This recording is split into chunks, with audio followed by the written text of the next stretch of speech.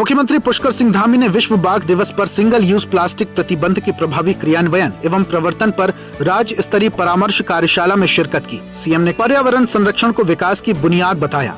उन्होंने कहा, उत्तराखंड के जंगल, वन्य जीव और जैव विविधता राज्य की सबसे बड़ी प्राकृतिक पूंजी है, इसीलिए उन्हें सुरक्षित रखना सरकार की सर्वोच्च प्राथमिकताओं में शामिल है। जब इकोलॉजी समृद्धि होगी तो बाघ भी सुरक्षित रहेंगे।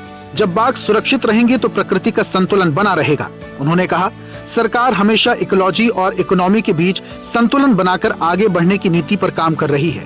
इकोलॉजी, इकोनॉमी और साथ में टेक्नोलॉजी, तीनों को मिलाकर हम विकास का मॉडल खड़ा कर सकते हैं, क्योंकि ये सभी एक दूसरे से जुड़े हुए हैं। हमें उत्तराखंड में पर्यावरण संरक्षण और आर्थिक विकास के बीच एक आदर्श संतुलन बनाकर आगे बढ़ना है।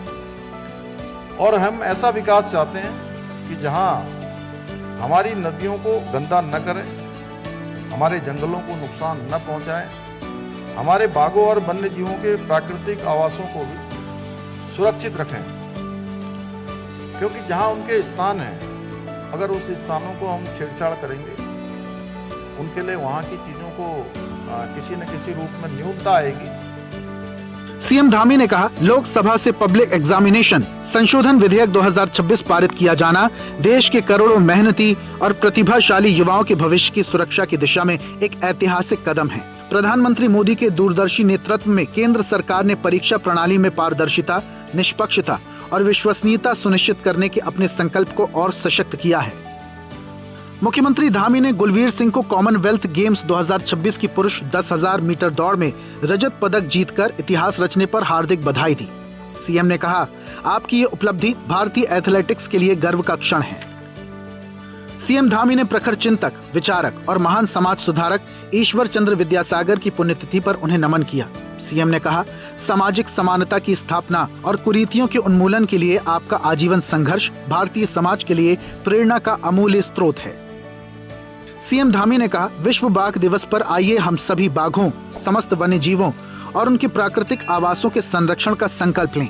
उन्होंने कहा, प्रदेश सरकार के सतत संरक्षण प्रयासों के परिणाम स्वरूप राज्य में बाघों की संख्या में उल्लेखनीय वृद्धि हुई है। ये उपलब्धि केवल आंकड़ों तक सीमित नहीं, बल्कि प्रकृति और विकास के संतुलित दृष्टिकोण का भी प्रमाण है। ये हम सभी का कर्तव्य है कि हम इन जीवों का संरक्षण कर स्वस्थ पारिस्थितिकी निर्माण में अपना योगदान दें।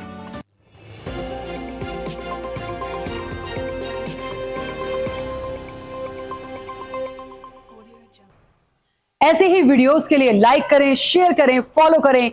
YouTube पर जाकर सब्सक्राइब कर बेल आइकन दबाना ना भूलें और ताजा अपडेट्स के लिए SwadeshLive.com पर जरूर जाएं।